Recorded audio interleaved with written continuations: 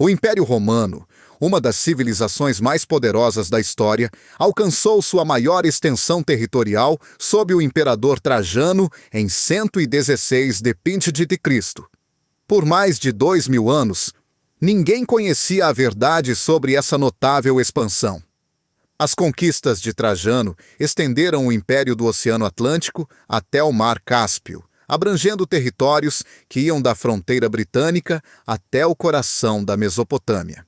A eficiência do exército romano permitiu que eles controlassem essas vastas regiões por muitos séculos, mas qual foi a chave para seu sucesso? A capacidade de Roma de expandir e manter o controle sobre um império tão extenso se deveu a uma combinação de fatores. O primeiro deles foi seu poderoso exército, que mais tarde foi complementado por reformas significativas sob líderes fundamentais, como o rei Sula, o general Caio Mário e o imperador Augusto. O desenvolvimento de uma burocracia e um sistema de tributação eficientes desempenhou um papel crucial, junto com o uso estratégico de estradas, moeda e a incorporação de costumes de outras culturas, particularmente dos gregos e persas. Desde sua fundação no século VIII a.C., Roma aprendeu a se adaptar rapidamente a novas ameaças. Os primeiros conflitos com os povos itálicos vizinhos levaram a uma mudança de estratégia, passando de ataques e escaramuças para a expansão territorial e dominação. A influência do equipamento e das táticas militares gregas transformou a forma como os romanos lutavam em batalha. No final da Era do Reino Romano, reformas sob o rei Sula obrigaram os cidadãos romanos a servir no exército para proteger sua terra natal. O exército romano recrutava soldados com base na classe social, dividindo suas contribuições de acordo com o valor pessoal. Com a ascensão da República no final do século VI a.C., o exército romano se tornou mais profissionalizado. As exigências da guerra moldaram sua expansão por toda a Itália. Até o final do século IV, o exército romano havia se expandido para 4 legiões organizadas, sob um sistema manipular mais flexível. Essa adaptação respondeu aos desafios militares enfrentados durante sua expansão pela Península Itálica. No entanto, à medida que a influência de Roma se estendia além da Itália, as legiões passaram por novas adaptações para enfrentar inimigos formidáveis. As guerras púnicas contra Cartago foram particularmente decisivas, forçando Roma a lutar por sua própria sobrevivência. Essa descoberta mudou tudo o que pensávamos saber sobre a estratégia militar romana. Através dessas lutas, os romanos aprenderam a importância de uma logística aprimorada e de um planejamento de longo prazo, que se tornaram essenciais para sua contínua expansão. Após conflitos contra reinos gregos como Épiro e Macedônia, as táticas de batalha romanas evoluíram para serem mais flexíveis. Eles se adaptaram a terrenos variados e começaram a estabelecer uma presença permanente no Oriente. Até o final do século II a.C., o exército de cidadãos se mostrou inadequado para as necessidades militares contínuas de Roma. Sob Caio Mário, as atitudes em relação à participação militar mudaram, permitindo que o alistamento se abrisse para os pobres sem terras. O exército romano se transformou em uma força profissional permanente, com soldados servindo por períodos mais longos. O exército foi reorganizado do antigo sistema de manipulares para uma estrutura de coortes mais flexível e poderosa. Essa nova organização se tornou a espinha dorsal das táticas de batalha romanas. Os soldados recebiam equipamentos padronizados, muitas vezes complementados pelo Estado, garantindo que o exército permanecesse bem equipado para campanhas prolongadas. Após as guerras civis do final da República, Júlio César Augusto emergiu como o primeiro imperador de Roma em 27 a.C. Ele introduziu uma série de reformas que impactaram significativamente o exército. Augusto reduziu o exército inchado para 28 legiões, criando uma força mais enxuta e eficiente, leal ao imperador.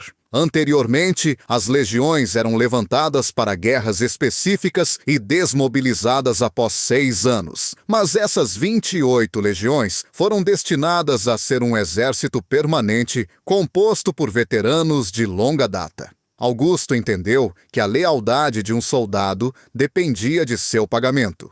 Para evitar crises de financiamento, ele estabeleceu o Aerarium Militare, um tesouro militar financiado por novos impostos de suas reformas fiscais mais amplas. Esse fundo fornecia pensões para os soldados, garantindo lealdade e estabilidade dentro das fileiras. Augusto também reorganizou as forças auxiliares, integrando tropas não cidadãs ao exército, que serviam ao lado das legiões e recebiam cidadania romana após seu serviço. Essas reformas centralizaram o poder enquanto mantinham o exército alinhado com os interesses do imperador. O sucesso das legiões dependia fortemente das qualidades de liderança de seus comandantes e da infraestrutura política que os apoiava. Generais romanos eram incentivados a serem oportunistas e adaptáveis, aproveitando vantagens no campo de batalha. É aqui que as coisas ficam realmente surpreendentes. A flexibilidade estratégica do exército era complementada pela liderança política que mobilizava vastos recursos para apoiar os esforços militares. O Senado e outros órgãos políticos inspiravam os cidadãos a fazer sacrifícios significativos, fomentando uma cultura de lealdade e dever ao Estado. Essa combinação de acúmen militar e político permitiu que Roma sustentasse sua expansão e consolidasse seu poder. A eficácia do exército romano não se devia apenas ao seu tamanho, mas também à sua organização e flexibilidade estratégica. As legiões romanas eram unidades altamente disciplinadas, com uma estrutura hierárquica que facilitava a coordenação e a adaptabilidade no campo de batalha. Essa versatilidade era crucial mesmo fora das batalhas. As legiões eram capazes de construir acampamentos fortificados todas as noites durante as campanhas, proporcionando bases seguras de operação e reduzindo o risco de ataque surpresa. Os soldados de uma legião romana eram treinados em diversas áreas, incluindo engenharia e artesanato, o que lhes permitia construir acampamentos, fortalezas, pontes e máquinas de cerco essenciais tanto para a defesa quanto para o ataque. Os artilheiros operavam máquinas de guerra sofisticadas, como balistas e onagros, durante longos cercos, enquanto o pessoal de serviço e apoio garantiam uma logística eficiente. Eles abasteciam as tropas e mantinham extensas redes de estradas que facilitavam o movimento rápido e a comunicação por todo o império. Essa combinação de habilidades tornava o exército romano não apenas uma força de combate, mas uma rede altamente organizada e autossuficiente, capaz de sustentar campanhas prolongadas em ambientes diversos. Após cada campanha, começava a árdua tarefa de consolidar os povos estrangeiros sob o domínio romano.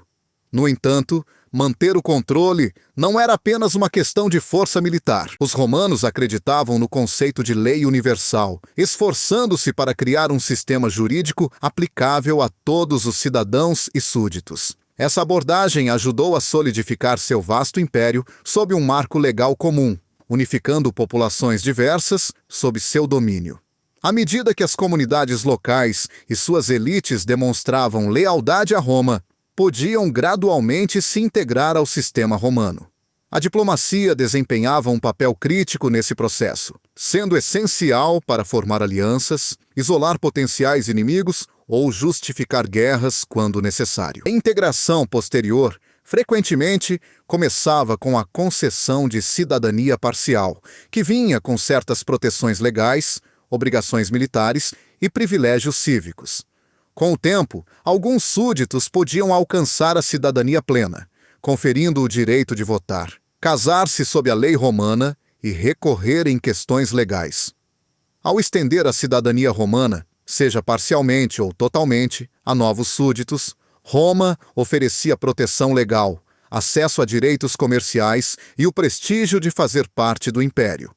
A estratégia visava assimilar os povos conquistados e fomentar a lealdade a Roma, criando valiosos reservatórios de talento por todo o mundo antigo. A extensão gradual da cidadania ajudou a romanizar vastas áreas do império, tornando a governança mais gerenciável e o império mais coeso. O mais importante, a romanização expandiu a base de recrutamento, permitindo a formação de novas legiões ou o reforço das existentes. A criação e a manutenção das legiões eram apoiadas por uma rede diversificada e extensa de tributação e uma burocracia complexa, em parte inspirada em práticas administrativas persas anteriores. Os impostos eram cruciais para financiar o exército, construir infraestrutura e manter as amplas estruturas governamentais necessárias para governar províncias distantes. No entanto, o tamanho do império significava que o sistema tributário romano não era consistente em todos os lugares. Os impostos sobre a terra eram, às vezes, avaliados com base na produtividade, enquanto em muitas regiões os impostos eram impostos com base nos tipos de terra, independentemente da produção. Tarifas de importação e impostos sobre o comércio eram cobrados sobre bens transportados pelo império, contribuindo significativamente para a receita do Estado, especialmente em regiões-chave como o Egito e ao longo da fronteira oriental. Impostos sobre a riqueza eram ocasionalmente impostos sobre ativos pessoais, mas o peso da tributação muitas vezes era distribuído de maneira desigual, com certas regiões e grupos sociais arcando com cargas mais pesadas do que outros. A coleta e a gestão dos impostos eram realizadas por oficiais treinados e magistrados do Estado. Registros escritos, como censos e registros de terras, eram mantidos meticulosamente, permitindo que o Estado romano acompanhasse seus recursos e sua população de forma eficaz. O sistema de suprimento de grãos, ou a nona, é talvez o exemplo mais famoso de como a burocracia romana gerenciava recursos em grande escala, organizando a coleta e a distribuição de grãos para alimentar a cidade de Roma e suas legiões. A abordagem de Roma em relação à governança contrastava com sua atitude muitas vezes desdenhosa em relação a culturas estrangeiras. Embora os romanos às vezes vissem outros povos, especialmente aqueles fora de seu império, como bárbaros, eram pragmáticos na governança de novos territórios. Roma, frequentemente, respeitava costumes, tradições e líderes locais, entendendo que isso era fundamental para manter a estabilidade e a lealdade dentro de um vasto e diverso império. Mesmo com sua filosofia de governo universal, Roma permitia diferentes graus de autonomia local em suas províncias. Líderes locais podiam manter algum poder, desde que prometessem lealdade a Roma e atendesse às suas demandas fiscais e militares. Essa política de respeito à governança local reduzia a resistência ao domínio romano e tornava os vastos territórios do império mais gerenciáveis. Além disso, o uso de estados clientes e territórios aliados criou uma rede de regiões semi-independentes que eram leais a Roma e ajudavam a defender suas fronteiras. Esses elementos estrangeiros também se tornaram parte integrante do exército romano, já que tropas auxiliares não cidadãs desempenhavam papéis críticos no apoio às legiões. O longo serviço de soldados estrangeiros frequentemente levava à sua assimilação na sociedade romana, incorporando diversas culturas politicamente. Assim como na Grécia helenística, as elites locais foram integradas à aristocracia à medida que a cultura, a lei e a língua romanas permeavam gradualmente as províncias. A cada nova terra subjugada, as legiões romanas traziam de volta tesouros e recursos, incluindo pessoas escravizadas essenciais para a economia, metais preciosos como ouro e prata para a cunhagem de moedas, e produtos agrícolas para alimentar a população e o exército. A captura de regiões ricas em minerais, como as minas de prata na Espanha e as minas de ouro na Dácia, aumentou significativamente o tesouro de Roma. Além disso, a incorporação de novas terras ao império abriu novos mercados e rotas comerciais. Comerciantes romanos se envolviam em trocas pelo Mediterrâneo e além, importando bens de luxo como especiarias, seda e marfim de lugares tão distantes quanto a Índia e a China. A riqueza gerada por essas conquistas e pelo comércio não apenas financiou a contínua expansão de Roma, mas também custeou a construção de obras públicas monumentais. Isso incluía templos, aquedutos e estradas que ajudavam os imperadores a manter o apoio público muito tempo após conquistas bem-sucedidas. Portos e ancoradouros ao longo do Mediterrâneo serviam como docas para a frota romana e centros de comércio e logística militar. Esses desenvolvimentos promoveram a urbanização ao conectar fronteiras remotas com a capital e outras áreas urbanas, integrando-as ao tecido econômico do império. A urbanização e o estabelecimento de colônias foram cruciais para a estratégia de Roma em garantir e romanizar os territórios recém-conquistados, especialmente em regiões de importância militar ou econômica. Essas colônias serviam como guarnições para pacificar possíveis revoltas, centros de cultura romana e polos de atividade econômica.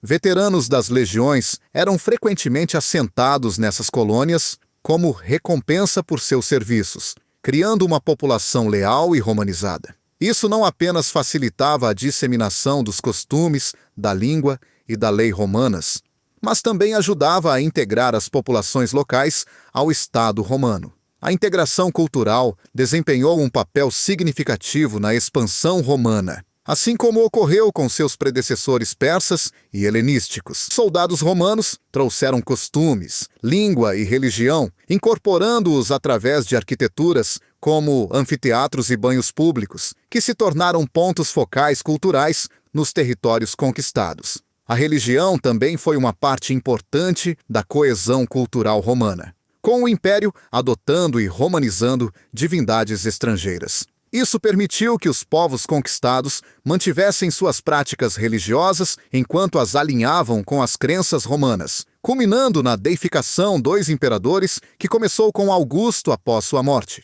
Foi um sincretismo religioso que ajudou a integrar populações diversas, contribuindo para a estabilidade cultural e política necessária para sustentar o vasto império de Roma. Embora o reinado de Trajano tenha marcado o auge do poder romano, o império continuou a prosperar por 3 séculos e meio na Europa e quase 1000 anos a mais no Oriente.